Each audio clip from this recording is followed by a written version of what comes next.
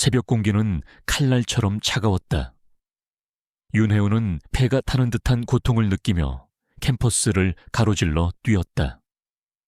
어깨에 맨 낡은 가방이 돌덩이처럼 무겁게 느껴졌다. 간밤에 편의점 야간 아르바이트를 마치고 집에 돌아온 것은 새벽 3시. 잠든 어머니의 약을 챙기고 밀린 과제를 끝내니 동이 트고 있었다. 그녀에게 잠은 사치였다. 그녀의 머릿속에는 오직 하나의 생각뿐이었다.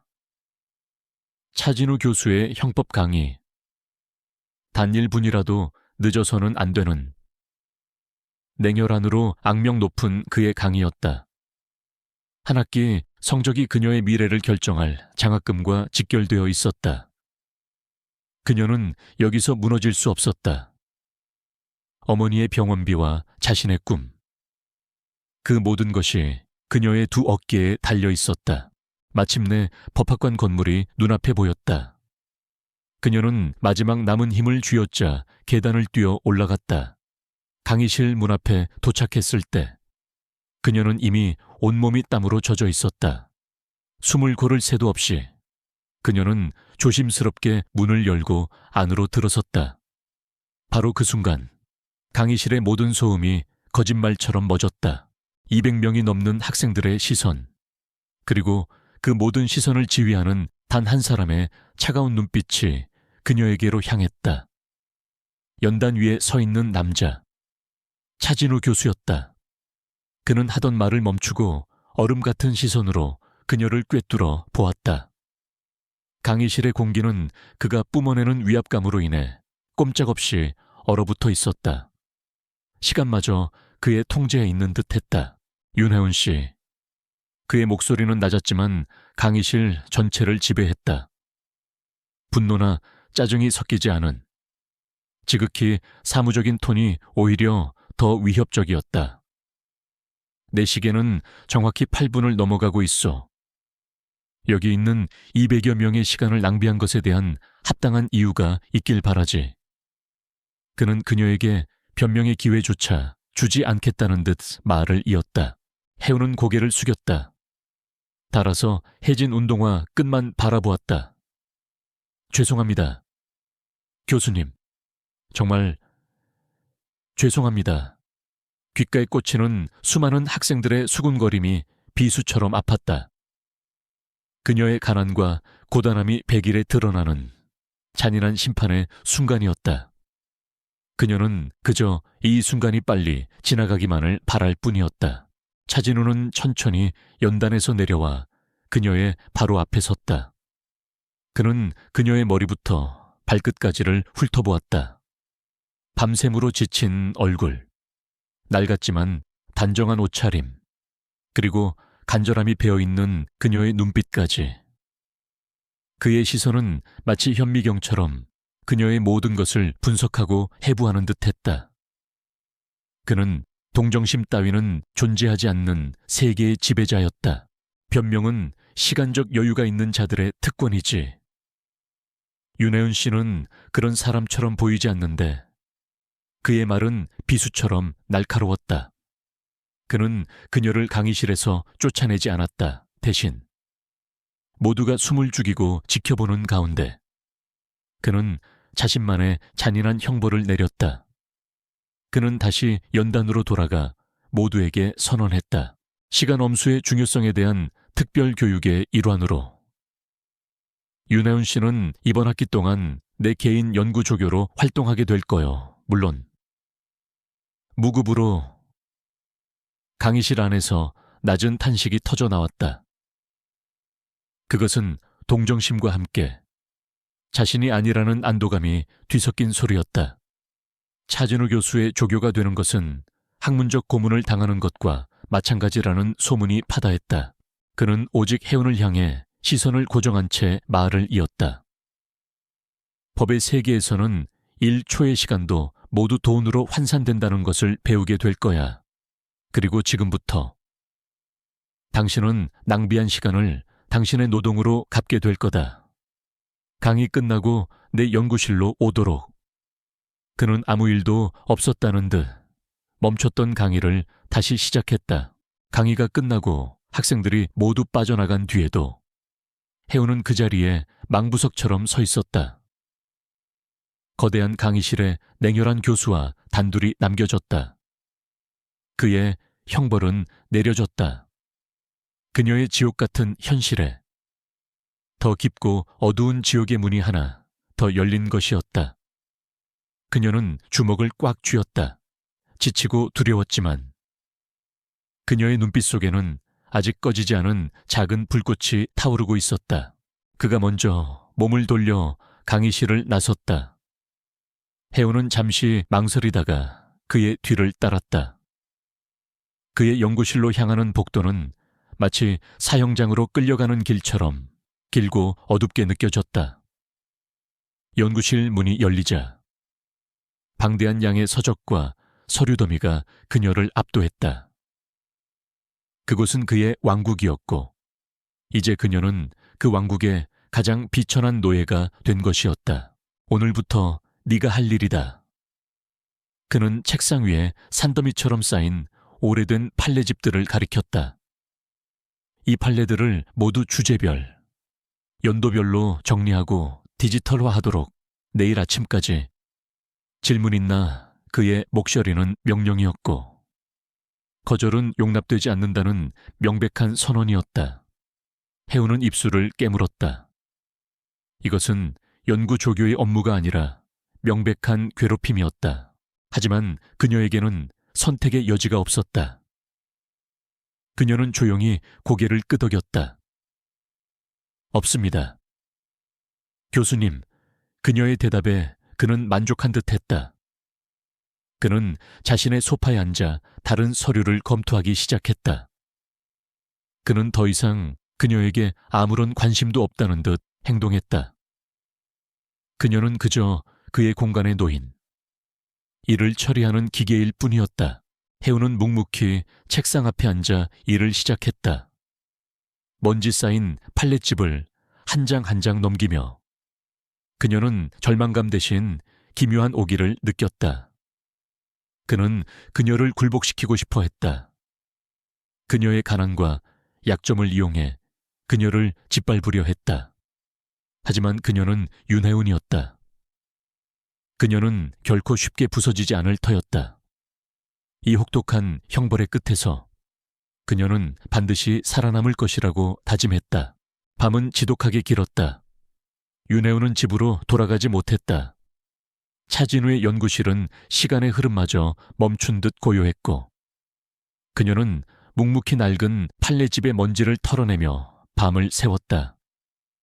차가운 새벽빛이 창문으로 스며들 때 그녀는 극심한 피로감 속에서도 결코 쓰러지지 않으리라 다짐했다.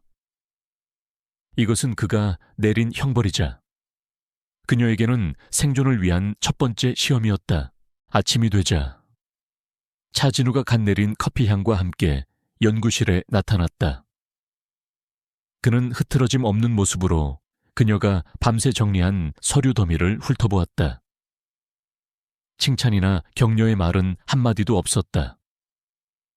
그는 그저 턱짓으로 연구실 구석에 쌓인 또 다른 상자들을 가리켰다. 저게 다음이다. 그의 냉정함은 그녀의 남은 의지마저 시험하는 듯한 질식할 듯한 압박감이었다. 며칠 동안 지옥 같은 일상이 반복되었다. 밤에는 아르바이트와 공부, 낮에는 끝없이 이어지는 형벌.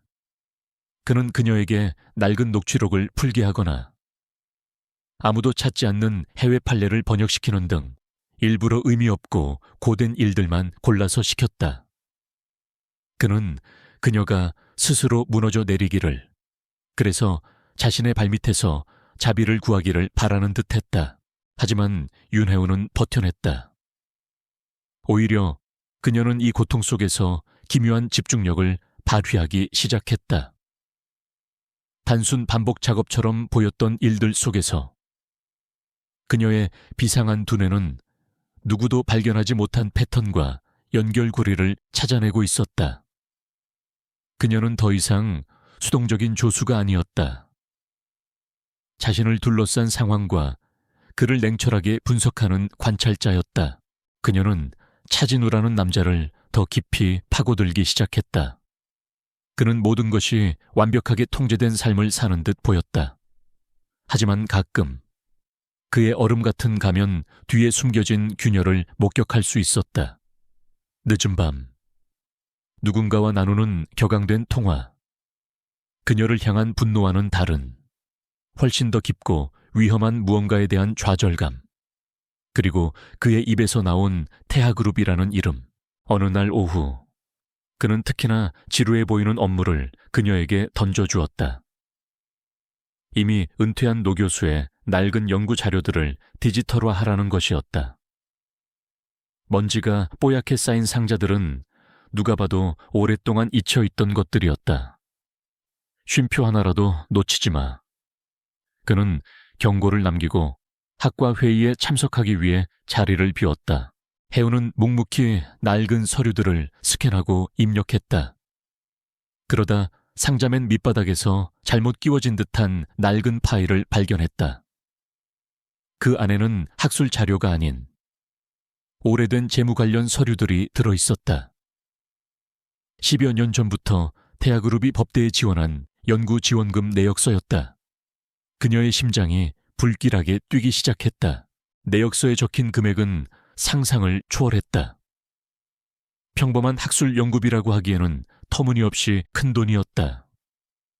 기업 법률 윤리 연구, 미래 상거래법 이니셔티브 등. 프로젝트의 명칭은 의도적으로 모호하게 포장되어 있었다. 그것은 비자금 장부와도 같은 명백하게 불법적인 냄새를 풍기고 있었다. 그녀의 머릿속이 빠르게 회전했다. 며칠 전 정리했던 민사소송 기록들이 떠올랐다. 태아그룹의 자회사를 상대로 소송을 걸었던 피해자들이 이상하리만치 비슷한 시기에 모두 소송을 취하했다. 그리고 그 시점은 바로 이 거액에 연구 지원금이 학교로 들어온 시기와 정확하게 일치했다. 이것은 결코 우연일 수 없었다. 두려움과 함께 기묘한 지적 흥분이 그녀를 덮쳤다. 이것은 단순한 교수의 개인적인 연구가 아니었다. 거대한 조직이 연루된 위험한 범죄의 흔적이었다. 그녀는 이제야 깨달았다. 자신의 형벌이 자신을 거대한 지뢰밭의 한가운데로 데려왔다는 것을. 이곳은 호랑이 굴이었고 자신은 호랑이의 비밀스러운 먹잇감을 발견한 것이다. 바로 그때 회의를 마친 차진우가 연구실로 돌아왔다. 그의 시선은 그녀의 책상 위에 놓인 재무 서류 파일에 정확히 꽂혔다. 그의 눈이 가늘어졌다. 연구실의 온도가 몇 도는 더 내려간 듯했다. 윤하은 씨. 분석하라고 시킨 기억은 없는데 타이핑이나 계속하지. 그의 목소리는 더 이상 의심할 여지가 없는 명백한 경고였다. 해우는 세차게 뛰는 심장을 애써 진정시키며 그를 마주보았다. 그녀는 이미 발을 들였다. 그리고 이제 그녀는 호랑이가 무엇을 숨기고 있는지 알아버렸다. 그녀의 형벌은 이제 생존을 위한 위험한 줄타기가 되었다. 그녀는 더 이상 예전으로 돌아갈 수 없다는 것을 직감했다. 차진우의 경고는 윤하은의 마음에 더 큰 불을 지폈다. 그의 위협적인 태도는 오히려 그녀의 의심이 사실이라는 것을 확인시켜주는 증거와도 같았다. 그녀는 그의 앞에서 순종적인 조수인 척 연기했지만 그녀의 머릿속은 이미 위험한 진실을 향해 전속력으로 달리고 있었다. 그는 그녀가 물러서기를 바랐지만 그녀는 결코 포기할 여자가 아니었다. 그날 밤 그녀는 아르바이트를 마치고 집이 아닌 24시간 운영되는 학교 도서관으로 향했다. 낮에 먼지 쌓인 상자 속에서 발견했던 낡은 USB 드라이브가 주머니 속에서 차갑게 느껴졌다. 그녀는 컴퓨터에 드라이브를 꽂았다. 심장이 세차게 뛰었다. 이것은 교수가 내린 과제가 아닌 그녀 스스로 시작한 첫 번째 수사였다. 드라이브 안에는 암호로 보호된 단 하나의 파일이 있었다. 전문가의 솜씨인 듯 암호는 복잡하고 견고했다. 하지만 해운은 자신이 정리했던 태아그룹 관련 소송 기록들을 기억해냈다. 그녀는 파일의 암호화 패턴과 소송이 취하되었던 날짜들 사이에 미묘한 연관성이 있음을 발견했다. 그것은 희박한 가능성이었지만 그녀는 포기하지 않고 밤새도록 그 암호를 파고들었다. 몇 시간의 사투 끝에 마침내 파일의 일부가 해독되었다. 화면에 떠오른 것은 비밀 장부였다. 태아그룹의 위장 회사를 통해 특정 계좌로 거액의 자물료가 입금된 내역, 그리고 그 계좌 번호는 그녀가 기억하는 한 소송의 원고가 갑자기 소송을 취하하며 받은 합의금 계좌와 일치했다. 이것은 연기 나는 총 명백한 범죄의 증거였다. 다음날 연구실에 출근한 그녀는 흥분과 긴장감을 감출 수 없었다. 그녀의 미세한 변화를 차진우는 즉시 알아차렸다. 그는 하루 종일 그녀를 차갑고 의심스러운 눈초리로 지켜보았다.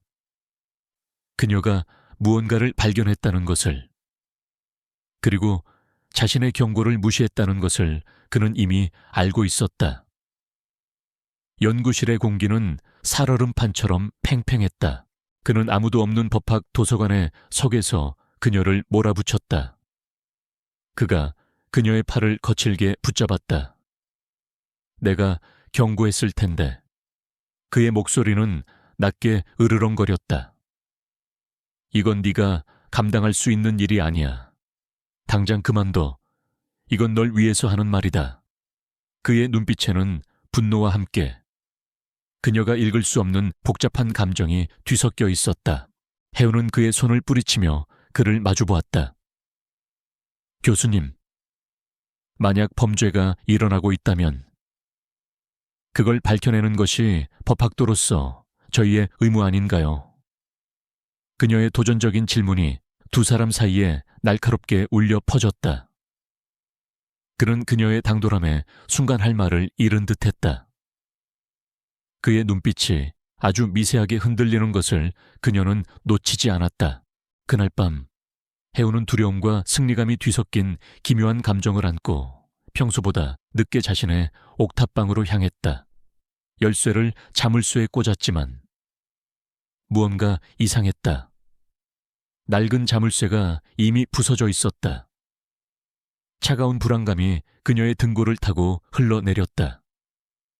그녀는 떨리는 손으로 문을 밀고 안으로 들어섰다. 작은 방은 아수라장이 되어 있었다.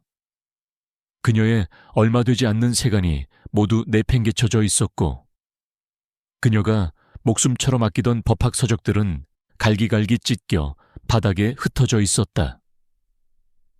이것은 단순한 좀도둑의 소행이 아니었다. 명백한 경고이자 협박이었다. 그들은 그녀를 알고 있었고 그녀가 무엇을 찾고 있는지도 알고 있었다. 그녀의 낡은 노트북이 책상 위에 펼쳐져 있었다. 그리고 화면에는 커다란 글씨로 단 한 문장이 타이핑되어 있었다. 호기심은 고양이를 죽인다.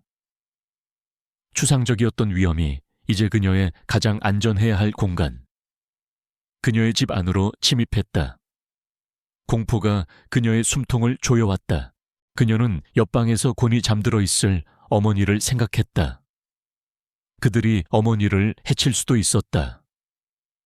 그 생각에 온몸의 피가 차갑게 식는 듯했다. 그녀는 잠시 모든 것을 포기하고 싶었다. 차진우의 경고를 듣고 위험한 진실에서 등을 돌리고 싶었다. 가난하고 힘없는 자신이 거대한 악에 맞서는 것은 처음부터 불가능한 일이었을지도 모른다. 그녀는 폐허가 된 방 한가운데에 주저앉았다. 공포는 현실이었지만 그 공포의 밑바닥에서 다른 감정이 싹트기 시작했다. 차갑고 단단한 분노였다. 그들은 그녀를 겁주려 했다. 그녀의 집에 침입했고 그녀의 가족을 위협했다. 그들은 평범한 여대생 하나쯤은 쉽게 짓밟을 수 있다고 생각했다. 그들은 인생 최대의 실수를 저지른 것이다. 이제 이것은 개인적인 전쟁이었다. 다음 날 아침, 윤혜우는 이전과 다른 사람이 되어 있었다. 그녀는 엉망이 된 방을 밤새도록 정리했지만 자신의 가장 사적인 공간이 침범당했다는 불쾌한 감각은 지워지지 않았다. 공포는 여전히 그녀의 마음 한구석에 남아 있었지만 이제 그 공포는 차가운 분노의 연료가 되어 타오르고 있었다. 그녀는 더 이상 순진한 피해자가 아니었다. 그녀가 연구실에 들어서는 순간 차진우는 그녀의 변화를 알아차렸다.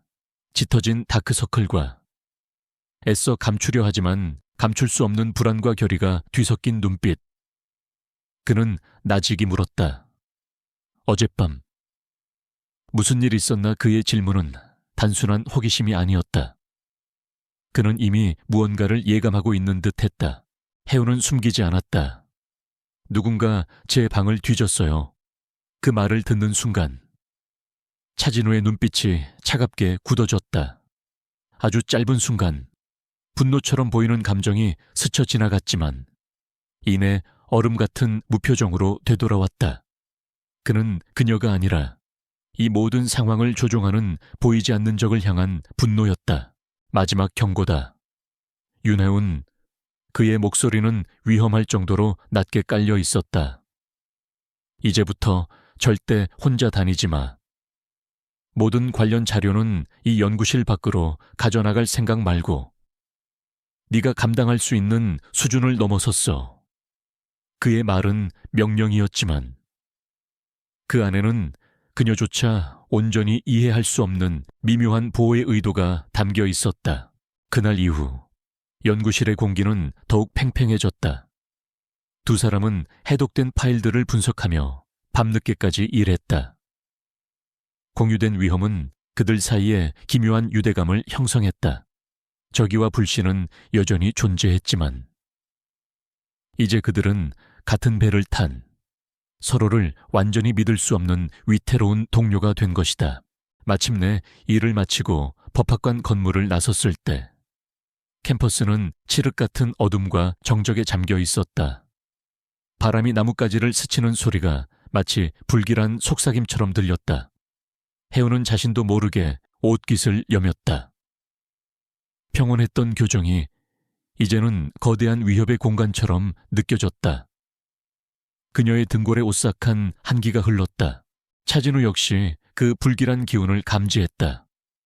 그는 말없이 그들의 경로를 인적이 드문 지름길 대신 가로등이 켜진 큰 길로 바꾸었다.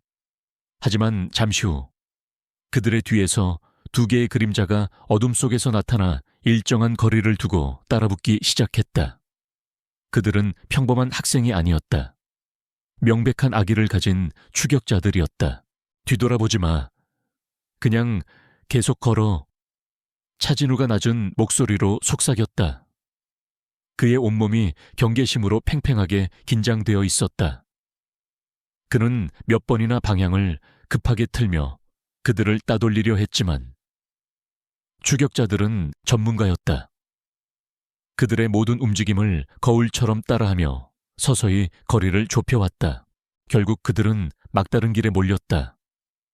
낡은 중앙도서관과 과학관 사이에 가로등 불빛조차 닿지 않는 좁은 길이었다. 두 명의 남자가 입구를 막아서며 그들의 앞을 가로막았다. 멀리서 비치는 캠퍼스 불빛에 그들의 위협적인 실루엣이 어른거렸다. 도망칠 곳은 없었다. 차진우 교수님. 남자 중 하나가 비웃음 섞인 목소리로 말했다.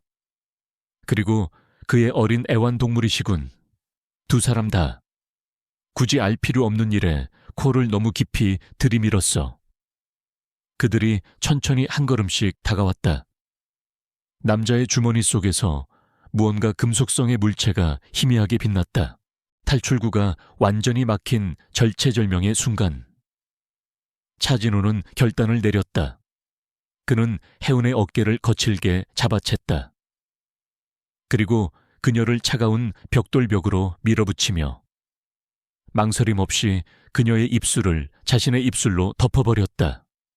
그의 행동은 너무나도 갑작스럽고 폭력적이어서 해우는 저항할 시간조차 없었다. 그것은 로맨틱한 키스가 아니었다. 위기 상황을 모면하기 위한 거칠고 절박한 기만 행위였다. 숨막히는 처벌과도 같은 키스였다. 해운의 머릿속은 새하얗게 비어버렸다. 그녀는 지금 무슨 일이 벌어지고 있는지, 이 남자가 왜 자신에게 이러는지 전혀 이해할 수 없었다. 그녀의 몸은 벽에 고정된 채 완전히 얼어붙었다. 두 남자는 그 자리에서 우뚝 멈춰 섰다. 그들의 얼굴에 떠오른 것은 당혹감 그 자체였다. 그들은 위협과 공포에 질린 교수와 학생을 예상했다. 하지만 눈앞에 펼쳐진 것은 부적절하고 격정적인 애정 행각이었다. 그들의 계획된 시나리오가 완전히 엉망이 되어버린 것이다. 추격자들은 혼란스러운 표정으로 서로를 마주보았다. 그들은 잠시 망설이다가 이내 더러운 것을 본 것처럼 혀를 차고는 어둠 속으로 물러났다. 즉각적인 위협은 사라졌다. 차진우는 거칠게 입술을 떼었다. 두 사람은 몇 인치도 안 되는 거리에서 서로의 거친 숨소리만을 들으며 마주섰다.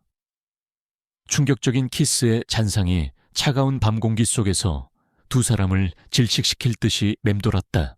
어둠 속의 정적은 날카로운 비명보다 더 시끄러웠다. 윤혜운의 손이 반사적으로 자신의 입술로 향했다. 몇 초 전에 거칠고 절박했던 감촉이 생생하게 남아있었다. 충격이 지나가자 뜨거운 분노와 수치심이 그녀의 온몸을 휩쓸었다. 그녀는 온 힘을 다해 그의 가슴을 밀쳤다. 지금 뭐 하는 짓이에요? 그는 몇 걸음 뒤로 물러섰지만 어둠 속의 표정은 읽을 수 없었다. 유일한 방법이었어. 그의 목소리는 아직 가시지 않은 아드레날린으로 거칠었다. 저들은 우리가 겁먹기를 바랐겠지. 나는 그들에게 물러설 이유를 준 것뿐이다. 우리가 단순한 교수와 학생이 아니라는 인상을 심어준 거야.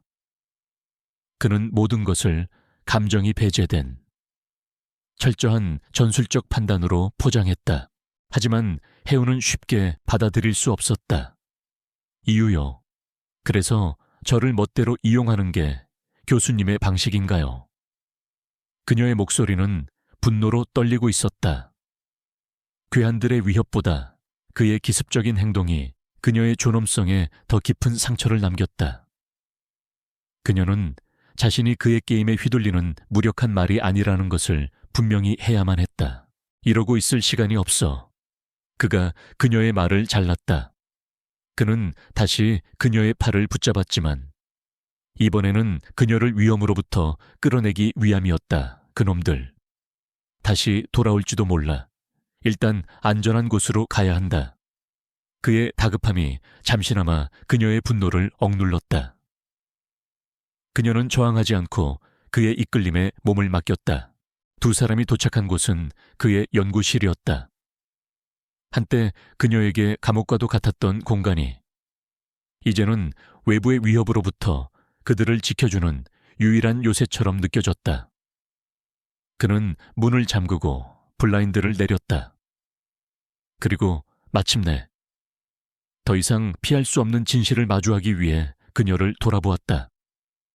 그의 얼굴은 그 어느 때보다도 심각하고 무거웠다.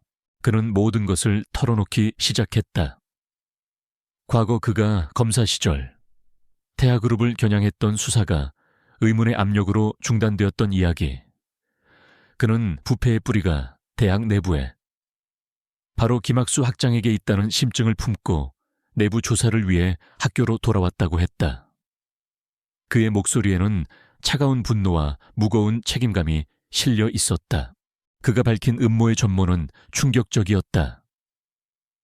태아그룹은 거액의 연구비를 가장한 뇌물로 학교를 지원하고 학교의 법률적 영향력을 이용해 자신들에게 불리한 소송들을 무마시켜왔다.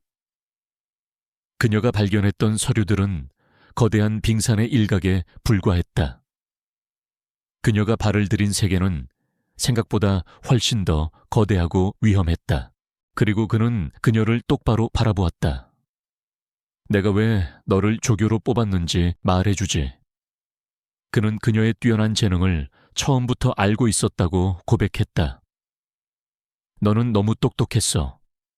만약 누군가 이 비밀에 접근할 수 있다면 그건 너일 거라고 생각했다. 통제 불가능한 변수가 되는 걸 막아야 했어. 그래서 내 눈앞에 내 통제해 둔 거다. 해우는 할 말을 잃었다. 자신을 괴롭히던 그 모든 형벌과 모욕이 실은 자신의 재능에 대한 뒤틀린 인정이었다는 말인가. 그녀를 향한 그의 잔인함은 경멸이 아닌 경계심의 발로였던 것이다. 그녀의 분노는 이 기묘한 고백 앞에서 복잡하게 흔들렸다. 그는 여전히 오만했지만 적어도 그녀를 바보로 취급하지는 않았다. 그는 그녀에게 선택권을 주었다. 이제 모든 걸 알았으니 선택해. 여기서 그만두고 돌아가. 그럼 내가 어떻게든 내 안전은 지켜주지. 아니면 나를 돕든가. 하지만 명심해. 한번 시작하면 다시는 돌아갈 수 없어. 이건 목숨이 걸린 일이다. 그는 처음으로 그녀를 동등한 위치에서 바라보며 그녀의 결정을 기다렸다. 해우는 폐허가 되었던 자신의 방을 떠올렸다. 어머니의 고통스러운 얼굴, 그리고 모든 것을 앗아가려는 보이지 않는 손의 부리를 생각했다. 도망치는 것은 더 이상 선택지에 없었다. 제가 뭘 하면 되죠. 그녀의 목소리는 작았지만 강철처럼 단단했다. 그 한마디로 위태로운 동맹은 성립되었다. 차진우는 책상 서랍에서 두꺼운 파일 하나를 꺼내 그녀 앞으로 밀었다. 여기서부터 시작이다. 그의 눈빛이 날카롭게 빛났다. 교수와 학생은 사라졌다. 그 자리에는 거대한 적을 상대로 이제 막 동맹을 맺은 서로를 온전히 믿지 못하는 두 명의 공모자만이 남아있었다. 한밤중의 연구실. 그들은 위험한 진실의 한가운데 서 있었다. 그날 이후 차진우의 연구실은 더 이상 형벌의 공간이 아닌 위험한 비밀작전 본부가 되었다. 교수와 조교라는 수직적인 관계는 무너져 내렸다. 그는 그녀에게 더 이상 무의미한 잡물을 던져주는 대신 사건의 핵심이 담긴 파일들을 과제처럼 내주었다. 지난 5년간 태아그룹 자회사들의 보고서를 전부 검토해 맞지 않는 부분을 찾아내. 그의 말투는 여전히 무뚝뚝했지만 그 안에는 그녀의 능력을 시험하고 인정하는 의도가 담겨 있었다. 윤혜우는 새로운 목적의식을 가지고 일에 뛰어들었다. 이제 이것은 생존을 위한 발버둥이 아니라 정의를 위한 싸움이었다. 밤샘의 피로는 강렬한 집중력으로 대체되었다. 그녀는 더 이상 그의 냉혹함에 상처받지 않았다. 오히려 그의 가르침을 스펀지처럼 흡수했다. 그는 교실에서는 결코 가르쳐주지 않는 법의 이면에 숨겨진 어두운 기술들을 그녀에게 전수하고 있었다. 그는 그녀에게 위장회사와 차명계좌의 개념, 자금 세탁의 흐름을 쫓는 방법을 설명했다. 그것은 그녀의 인생에서 가장 위험하지만 가장 뛰어난 개인 교습이었다. 그녀는 그의 지식을 빠르게 습득했고 때로는 그 이상의 것을 보여주었다. 그녀의 날카로운 분석력은 그가 놓쳤던 사실들을 바늘처럼 정확하게 찾아냈다. 그는 그녀를 더 이상 어린 학생이 아닌 경외심을 자아내는 동료로 바라보기 시작했다. 어느 새벽, 그는 연구실에 도착했다. 그녀는 작은 소파에 웅크린 차에 잠들어 있었고 손에는 두꺼운 법률 서적이 들려 있었다. 그녀가 밤새 작성한 보고서는 그의 책상 위에 단정하게 놓여 있었다. 그는 잠시 망설이다가 자신의 재킷을 벗어 조용히 그녀의 어깨 위에 덮어주었다. 그리고 자신의 책상에 앉아 그녀의 보고서를 읽기 시작했다. 보고서는 놀라웠다. 그녀는 태아그룹의 연구 지원금 지급 시점과 태아가 법적 문제에 부딪혔던 주요 프로젝트 발표 시점 사이의 상관관계를 정확히 분석해냈다. 지원금은 언제나 태아그룹이 법적인 장애물을 제거해야 할 필요가 있을 때마다 학교로 흘러 들어왔다. 그것은 뇌물을 지원금으로 포장하는 교묘한 방식이었다. 그는 그녀에게 학교 측에서 빠져나간 자금의 흐름을 추적하는 임무를 맡겼다. 그것은 추적이 불가능하도록 설계된 디지털 미로와도 같았다. 며칠 동안 그녀는 수많은 유령 회사들의 복잡한 그물망 속에서 길을 잃고 헤맸다. 모든 자금은 흔적도 없이 사라지는 듯했다.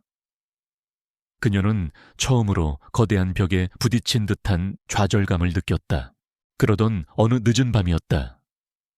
수백 개의 계좌 이체 내역을 들여다보던 그녀의 눈에 아주 사소한 디테일이 들어왔다. 3개의 다른 유령 회사에서 매달 정확히 같은 금액의 행정수수료가 청솔 컨설팅이라는 작은 회사로 입금되고 있었다. 그것은 너무나 사소해서 누구도 주목하지 않았던 부분이었다. 하지만 그녀의 직감은 그것이 함정이라고 소리치고 있었다. 그녀는 즉시 청솔 컨설팅에 대해 파고들기 시작했다. 그 회사는 웹사이트도 어떠한 공개된 활동 내역도 없었다. 하지만 몇 시간 동안 공공기록을 뒤진 끝에 그녀는 마침내 법인 등기 서류를 찾아냈다. 대표의 이름은 김민정. 그녀에게는 아무 의미 없는 이름이었다. 그녀는 자신의 발견을 즉시 차진우에게 보고했다. 차진우는 그녀의 보고를 진지하게 들었다.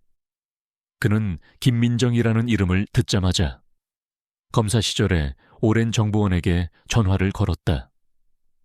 몇 분간의 긴장된 통화가 끝나고 그는 굳은 얼굴로 수화기를 내려놓았다. 그가 입을 열었다. 김민정은 김학수 학장의 아내가 결혼하기 전 사용했던 이름이다. 순간 연구실에는 무거운 침묵이 흘렀다. 두 사람은 서로를 마주 보았다. 마침내 찾았다. 이것이 바로 태아그룹의 비자금과 김학수 학장을 연결하는 직접적인 고리였다.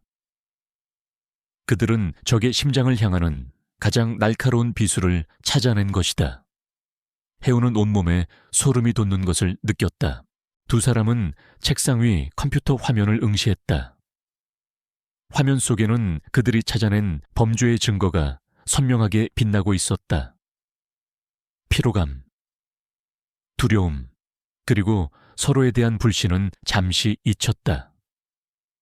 그 자리에는 마침내 먹잇감을 궁지에 몰아넣은 사냥꾼들의 위험한 쾌감만이 존재했다. 각자 평행선을 달리던 그들의 조사는 마침내 하나의 지점에서 합쳐졌다. 이제 방역의 시간이 다가오고 있었다. 김학수 학과장과 서태곤 회장은 더 이상 차진우가 혼자 움직이는 것이 아니라는 것을 깨달았다. 그의 옆에 붙은 가난하지만 비상한 법대생. 윤혜운의 존재는 그들에게 성가신 변수였다. 그들은 진우의 목을 조르기 위해 두 갈래의 교활한 계획을 세웠다. 하나는 그의 학자로서의 명예를, 다른 하나는 그녀의 생존을 겨냥했다. 차가운 바람이 캠퍼스를 휩쓸던 어느 날 오후, 진우는 학과윤리위원회로부터 공식 서한을 받았다. 내용은 간결했지만 치명적이었다. 논문 표절 의혹에 대한 징계위원회 소집 통보, 그들이 문제 삼은 것은 그가 검사 시절 발표했던 오래된 법률 논문이었다. 서태곤의 자금으로 움직이는 어용학자가 교묘하게 편집된 증거를 들이밀며 진우가 자신의 연구를 도용했다고 주장하고 나선 것이다. 소문은 삽시간에 퍼져나갔다. 복도를 지날 때마다 교수들의 의심 어린 시선과 학생들의 수군거림이 그의 등 뒤에 비수처럼 꽂혔다. 냉혈 교수의 명성은 순식간에 표절 교수라는 오명으로 뒤덮일 위기에 처했다. 진우는 동요하지 않는 척했지만 학자로서의 모든 것을 잃을 수도 있다는 압박감은 보이지 않는 족쇄처럼 그를 옥죄어왔다. 같은 시각 도서관에서 밤을 새우며 자료를 분석하던 혜운의 휴대폰이 날카롭게 울렸다. 화면에 뜬 엄마라는 이름에 그녀는 잠시 미소를 지었지만 수화기 너머로 들려온 것은 겁에 질린 어머니의 흐느낌이었다.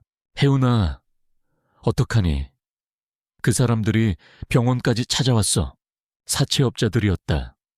서태곤 회장이 뒤에서 압력을 넣자 그들은 당장 빚 전액을 갚지 않으면 어머니의 치료를 중단시키겠다고 협박했다. 그들에게 자비란 없었다. 전화기 너머로 들려오는 어머니의 울음소리와 거친 남자들의 고함소리는 혜운의 심장을 얼어붙게 만들었다. 당장 거액의 돈을 마련할 방법은 없었다. 눈앞에 놓인 법전의 글자들이 흐릿하게 번져나갔다. 그녀의 꿈, 미래, 그리고 어머니의 목숨까지 모든 것이 벼랑 끝으로 내몰리고 있었다. 그날 밤 두 사람은 진우의 연구실에서 마주 앉았다. 연구실의 공기는 그 어느 때보다 차갑고 무거웠다. 먼저 침묵을 깬 것은 혜운이었다. 그녀의 목소리는 미세하게 떨리고 있었다. 교수님, 저 휴학해야 할 것 같습니다.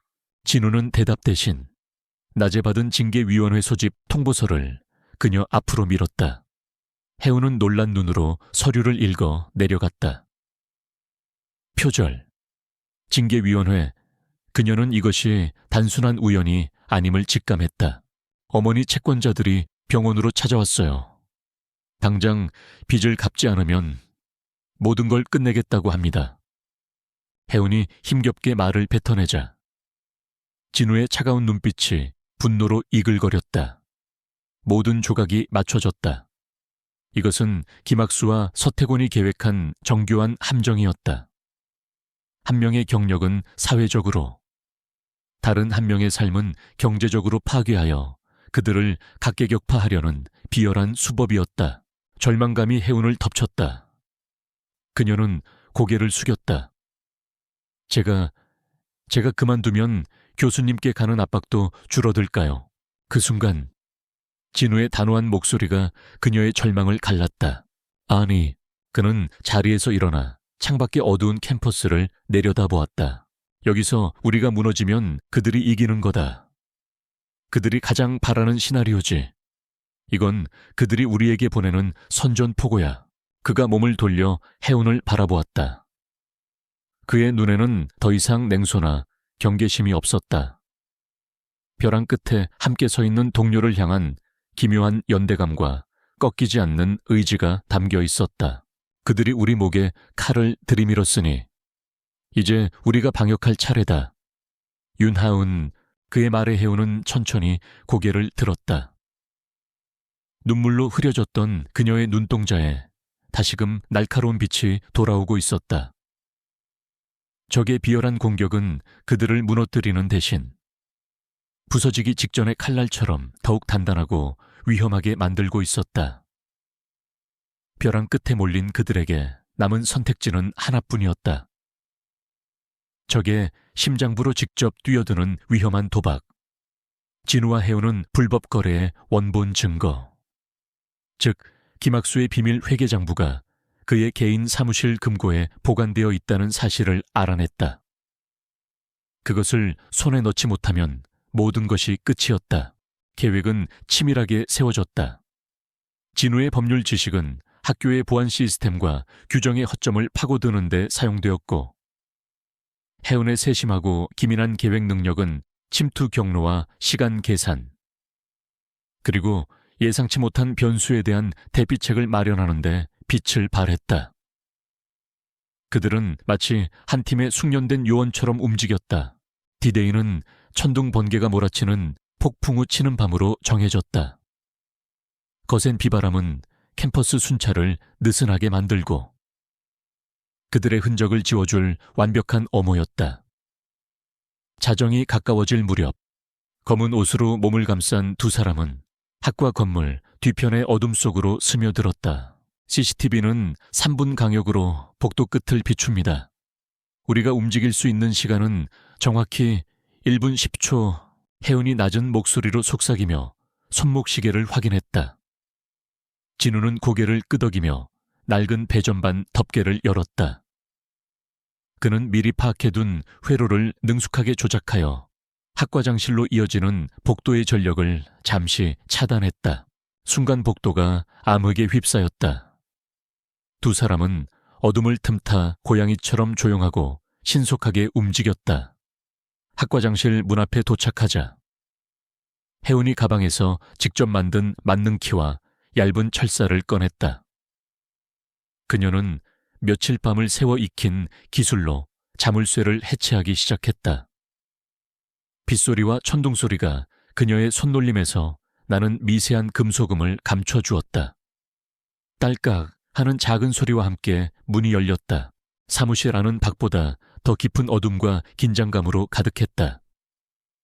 진우는 곧장 육중한 금고로 다가갔고 혜우는 창가에서 망을 봤다. 진우는 검사 시절 익혔던 기술을 총동원해 다이얼을 돌리기 시작했다. 그의 모든 신경이 손끝에 집중되었다. 시간은 흐르고 복도의 전력이 복구될 시간은 초 단위로 다가오고 있었다. 혜은의 심장이 세차게 뛰었다. 50초 남았습니다. 혜은의 목소리가 어둠 속에서 날카롭게 울렸다. 그 순간 철컥 하는 둔탁한 소리와 함께 금고문이 열렸다. 진우의 입에는 식은땀이 흘렀다. 금고 안에는 여러 서류 뭉치와 함께 검은색 가죽 커버로 된 두꺼운 장부가 놓여 있었다. 가야스다. 진우가 장부를 집어드는 순간 복도에서 희미한 발소리가 들려왔다. 야간 순찰 경비원이었다. 혜은의 눈이 커졌다. 경비원입니다. 빨리요. 두 사람은 서둘러 사무실을 빠져나와 반대편 비상계단으로 몸을 숨겼다. 경비원은 아무것도 눈치채지 못한 채 복도를 지나쳐갔다. 그들이 건물 밖으로 완전히 빠져나왔을 때 폭풍우는 더욱 거세지고 있었다. 흠뻑 젖은 채 가쁜 숨을 몰아쉬는 두 사람의 손에는 거대한 부패의 고리를 끊어버릴 결정적 증거, 비밀 회계 장부가 들려 있었다. 그들은 서로를 바라보았다. 빗물에 젖은 얼굴 위로 안도와 승리의 미소가 번졌다. 이제 마지막 방역을 가할 시간이었다. 손에 넣은 비밀 장부는 단순한 증거가 아니라 거대한 성벽을 무너뜨릴 강력한 대포와 같았다. 차진우는 즉시 대학본부에 전체 이사회가 참석하는 긴급징계위원회 소집을 요청했다. 그의 표절 혐의를 논하는 자리였지만 진정한 목적은 따로 있었다. 회의장은 차가운 긴장감으로 가득 찼다. 이사진과 주요 교수들이 모두 참석한 가운데 김학수 학과장과 서태곤 회장은 승리를 예감한 듯 여유로운 미소를 띠고 있었다. 그들에게 이 자리는 차진우의 학자 인생에 사형을 선고하는 단두대일 뿐이었다. 먼저 진우의 표절 혐의에 대한 심의가 시작되었다. 그러나 진우는 당황하는 기색 없이 자신을 향해 제기된 모든 증거가 어떻게 조작되었는지를 논리적으로 그리고 냉철하게 반박해 나갔다. 그는 상대 측이 제시한 자료의 출처와 시간적 오류를 정확히 짚어냈고 자신의 결백을 입증할 명확한 근거들을 제시했다. 상황은 순식간에 역전되었다. 김학수의 얼굴에서 미소가 사라지기 시작했다. 자신의 혐의를 완벽하게 벗어낸 진우는 회의장을 둘러보며 말했다. 하지만 오늘 이 자리는 단순히 저의 결백을 증명하기 위해 마련된 것이 아닙니다. 그는 옆에 서 있던 혜운에게 눈짓했다. 혜운은 준비해온 노트북을 스크린에 연결했다. 진우가 검은 가죽 장부를 높이 들어 올리자 장내의 모든 시선이 그에게로 쏠렸다. 이 자리는 지난 수년간 우리 대학을 병들게 한 거대한 부패와 범죄를 고발하기 위한 자리입니다. 진우의 외침과 함께 스크린에는 비밀 장부의 첫 페이지가 띄워졌다. 태아그룹으로부터 들어온 불법적인 자금 내역, 용도가 불분명한 기부금, 그리고 김학수 학과장의 이름으로 세탁된 거액의 돈의 흐름이 적나라하게 펼쳐졌다. 해우는 페이지를 넘기며 각 항목이 의미하는 법률적 죄목을 명료하게 짚어냈다. 회의장은 충격과 경악으로 술렁였다. 서태곤 회장은 얼굴이 새하얗게 질렸고 김학수는 자리에서 벌떡 일어났다. 거짓말, 전부 저자가 꾸며낸 음모입니다. 저건 조작된 증거라고요. 김학수는 이성을 잃고 소리치며 단상으로 달려들었다. 그의 목표는 단 하나. 모든 죄악이 담긴 비밀 장부였다. 그는 장부를 빼앗아 찢어버리려 했지만 그의 움직임을 예측하고 있던 진우가 그의 앞을 막아섰다. 이제 그만하시죠. 학 과장님, 진우의 차가운 목소리가 김학수의 발을 멈추게 했다. 그 순간 혜운이 스크린의 마지막 페이지를 띄웠다. 거기에는 김학수가 직접 서명한 자금 수령 확인서가 선명하게 확대되어 있었다. 더 이상의 변명은 불가능했다. 모든 것을 잃었음을 깨달은 김학수가 절망적인 몸부림으로 진우에게 덤벼들려던 바로 그때 회의장 뒷문이 활짝 열리며 검사들과 수사관들이 들이닥쳤다. 진우가 미리 연락해둔 것이었다. 김학수 씨, 서태곤 씨, 횡령 및 뇌물수수 혐의로 두 분을 긴급 체포합니다. 차갑게 울려 퍼지는 체포 고지와 함께 두 사람의 손에 은색 수갑이 채워졌다. 길고 길었던 싸움이 마침내 끝나는 순간이었다. 진실은 밝혀졌고 정의는 승리했다. 넋이 나간 사람들 사이에서 진우와 혜우는 굳건히 선 채로 서로를 마주보았다. 그들의 눈빛에는 폭풍우를 함께 헤쳐나온 동지애와 깊은 신뢰가 담겨 있었다. 모든 것이 끝났다. 캠퍼스를 뒤흔들었던 거대한 폭풍이 지나가고 몇 달의 시간이 흘렀다.